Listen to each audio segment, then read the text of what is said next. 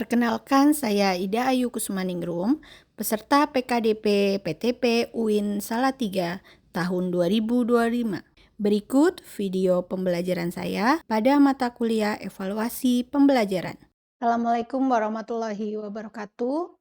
Kembali lagi bertemu dengan saya Ida Ayu Kusmaningrum pada mata kuliah evaluasi pembelajaran kimia. Bagaimana kabar kalian semuanya? Mudah-mudahan sehat selalu ya. Pada pertemuan minggu lalu, kita telah membahas mengenai instrumen tes dan non-tes. Masih ingat semuanya apa perbedaan dari instrumen tes dan non-tes? Kita ingat kembali ya.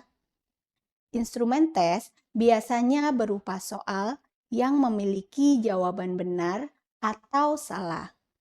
Biasanya digunakan untuk mengukur aspek kognitif, seperti pemahaman, pengetahuan, dan lain-lain. Sedangkan untuk instrumen non-tes, biasanya digunakan untuk menilai aspek afektif, yaitu sikap, dan psikomotor, yaitu keterampilan. Nah, sekarang bagaimana cara membuat kedua instrumen tersebut? Pada video kali ini, saya akan memberikan materi yang berkaitan tentang bagaimana cara menyusun instrumen tes terlebih dahulu. Nah, kira-kira bagaimana cara menyusunnya? Diharapkan setelah kalian menyaksikan video ini, kalian dapat mempraktekkan sendiri bagaimana cara membuat instrumen tes sesuai dengan karakteristik dari masing-masing topik kimia. Perlu kita tahu bahwa instrumen tes itu ada banyak jenisnya. Misalkan, ada tes objektif berupa pilihan ganda, benar salah, menjodohkan, dan lain-lain. Sedangkan untuk tes subjektif, contohnya uraian, esai, dan lain-lain. Langkah penyusunan untuk instrumen tes yang pertama adalah menentukan tujuan penyusunan instrumen. Baik, jadi tujuan penyusunan instrumen itu harus kita tentukan dulu. Nah, instrumen yang kita buat itu akan digunakan untuk apa? Kedua, menyusun tabel spesifikasi atau kisi-kisi. Baru setelah itu, kita menyusun butir tes dan kunci jawabannya. Jadi, butir tes itu tidak asal buat ya. Misalkan, butir tes nomor 1 ini, kemudian nomor 2 ini, itu semua ada langkah-langkahnya. Nah, untuk lebih jelasnya, nanti akan saya berikan contohnya. Untuk langkah selanjutnya, yaitu validasi. Nah, validasi ini untuk apa? Yaitu untuk mengetahui validitas isi dari instrumen yang kita buat. Bagaimana caranya? Nanti akan dijelaskan pada video selanjutnya. Kelima, yaitu revisi.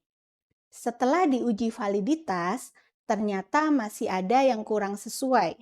Maka, kita akan coba untuk revisi, kemudian kita uji coba. Nah, diuji coba untuk apa? Dari hasil uji coba ini, jawaban siswa akan dianalisis. Kenapa harus dianalisis? Agar kita dapat mengetahui level dari kesukaran, kemudian daya pembeda, efektivitas pengecoh, dan lain-lain. Baru setelah kita tahu hasil uji coba, ternyata ada yang kurang pas, maka kita perlu revisi kembali. Setelah direvisi, kita baru bisa merakit kembali instrumen tes dari butir soal yang sudah sesuai. Baik, itu tadi untuk penyusunan instrumen tes. Sekarang, bagaimana langkah-langkah tersebut kita implementasikan untuk menyusun instrumen tes? Di sini saya sudah membuat contoh untuk menyusun instrumen tes. Ini adalah langkah penyusunan instrumen tes yang sudah saya kembangkan.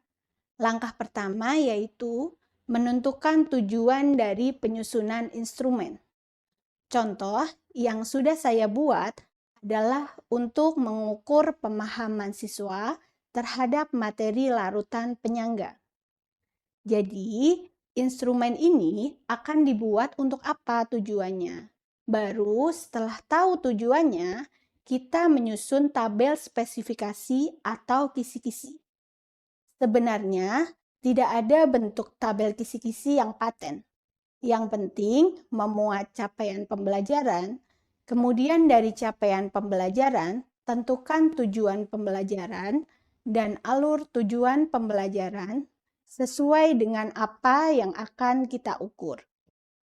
Jadi, kita sendiri yang membuat. Setelah itu, baru tentukan jenis tesnya seperti apa. Boleh pilihan ganda, esai, benar salah, dan lain-lain. Untuk nomor butir, kita juga yang menentukan apakah akan diletakkan di nomor 1, 2, dan sebagainya. Kemudian, di bagian jumlah butir dihitung ada berapa soal yang akan digunakan. Untuk langkah ketiga, yaitu menyusun butir dan kunci jawaban. Nah, kira-kira bagaimana caranya? Kita harus melihat kisi-kisi yang telah kita buat di atas.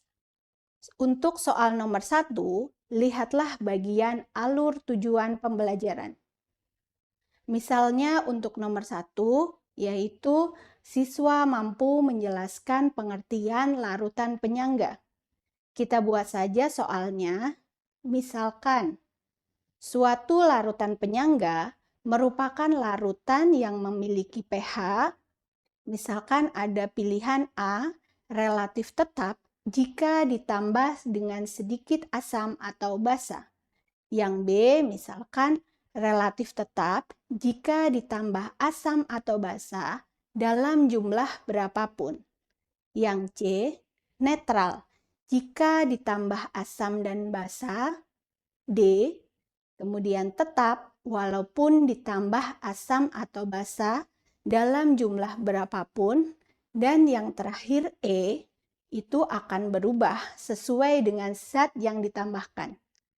Jadi untuk opsinya ini terserah mau A sampai D atau A sampai E, terserah dari pembuat instrumen tersebut.